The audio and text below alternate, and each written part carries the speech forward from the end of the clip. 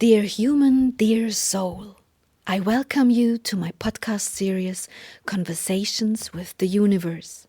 Since a near-death experience, I have the gift to communicate with subtle levels of the cosmos.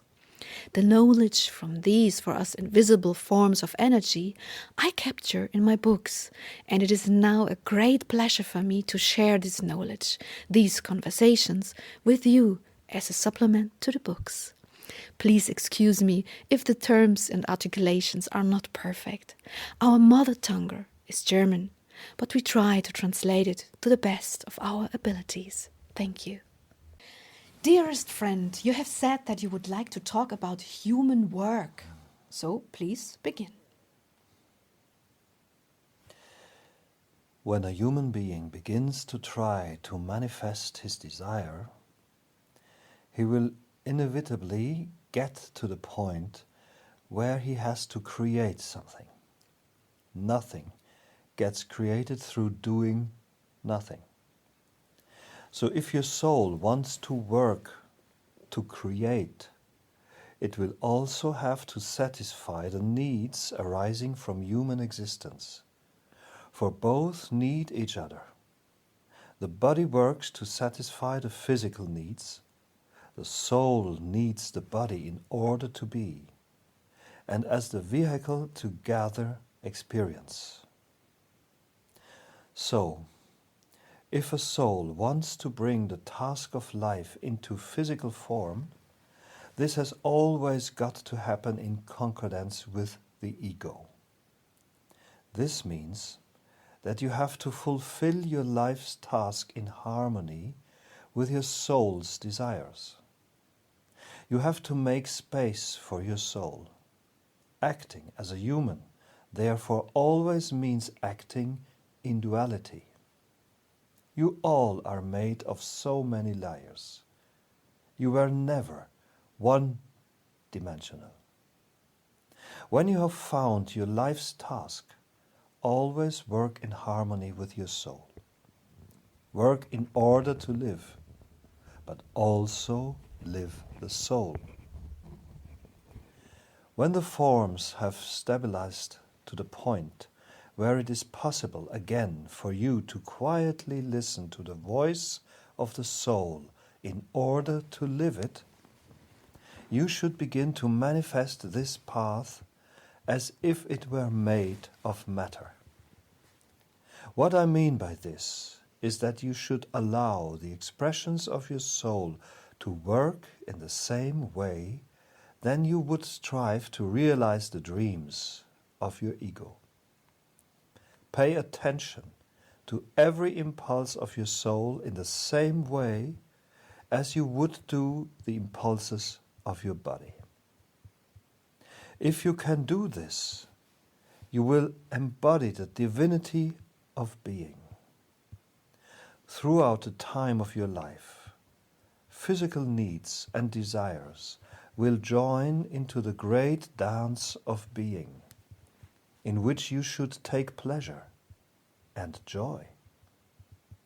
Allowing physical delights as well as your soul's yearning to continually grow and develop constitutes the totality of the cosmic being that you are.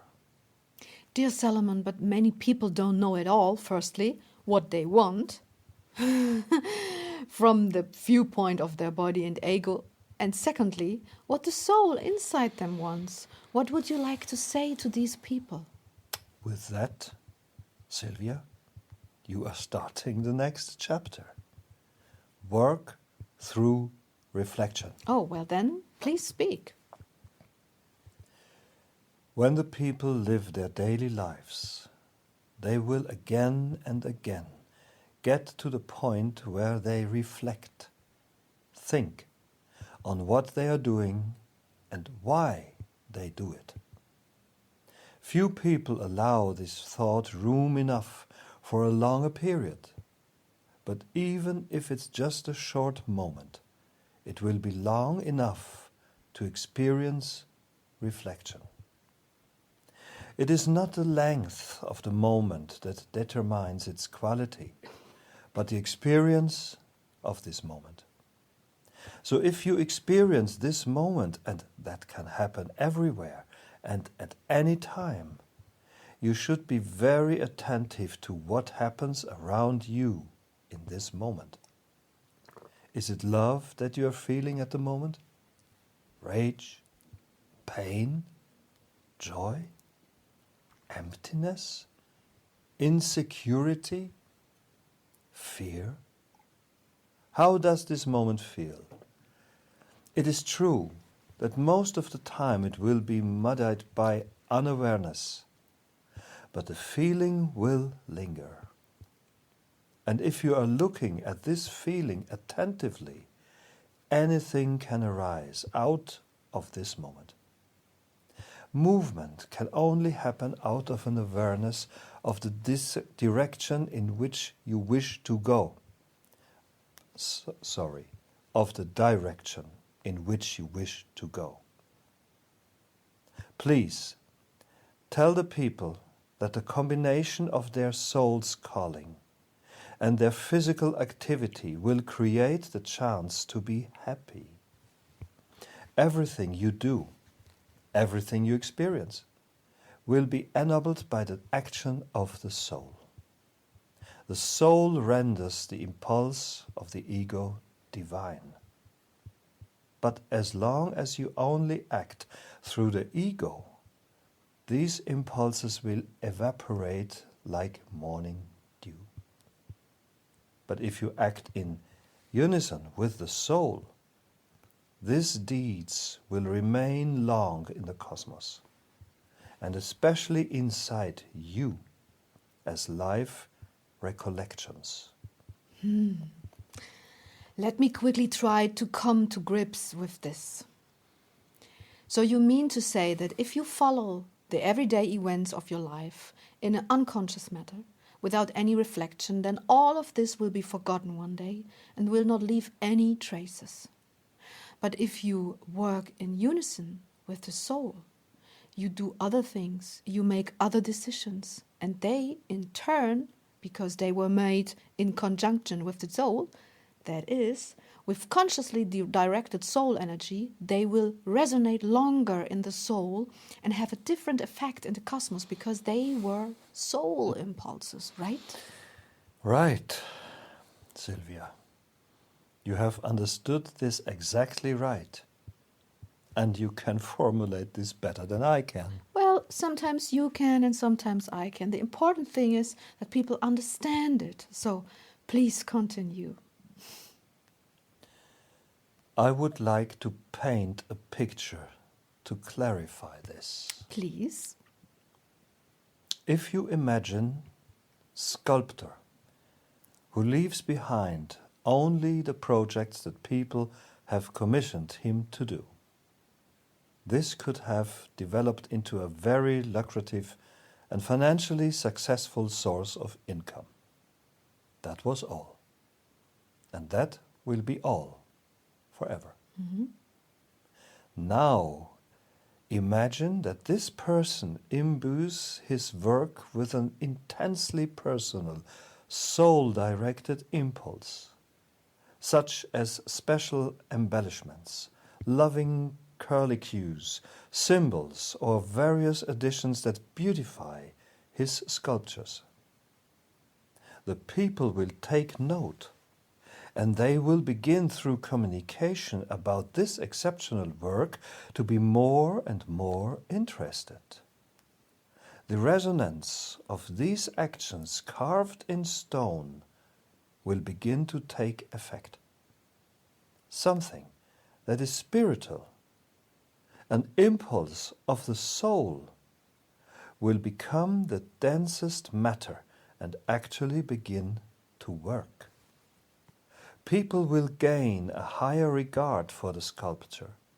They honor him, and most of all, they will continue to honor him far after his death.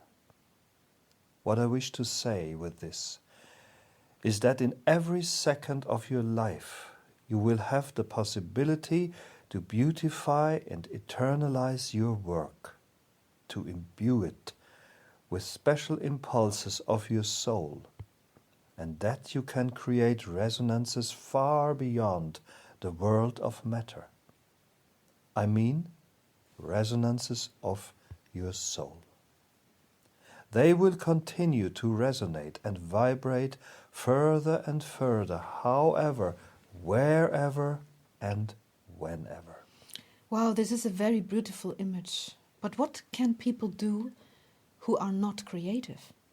I mean, not everybody is a sculptor or a painter or a singer or whatever. What do you do with people who actually have no such talents, who just go to the office to do their work and so on? How can they manifest the impulses of their soul? Who says that not everybody has such talents? Well, you mean they are just unconscious? Have just not been discovered? Yes, Ah. exactly. Everybody is creative, Sylvia, because every person has a soul, isn't it? Yes. The soul will always give such creative impulses. Wow. So, what you mean is that if we support the children and their creativity from a much earlier age, then they would be able to actualize more of their soul energy from the beginning, right? Absolutely. Well, what a nice, beautiful idea. But it doesn't have to be these kinds of talents, couldn't it? It could be also other things. Maybe someone could, for instance, just paint houses beautifully, well, or build houses or repair things, right? I cannot name all the ways and means that will allow the soul to speak. I want to point out that the soul has a far deeper, far more intense, far more beautiful, and far greater impact than the ego. Oh, well, the ego on this planet came to a great many things. Many people nowadays rise to all sorts of positions in which they have a lot of power, and that is exclusively due to the work of the ego, and only in the rarest cases the expression of the soul's energy. And then there are people with talents similar to mine and who are maybe far, far more talented, and they are disregarded and even worse, mocked and despised. In this regard, the ego is very strong and present in our current world, in contrast to the lack of respect that people with media talents are being treated with. So sorry. Yes, that may be. But since we are talking about the impact of the soul, I would like to stress again that it is only the soul's impact that will prevail in the end.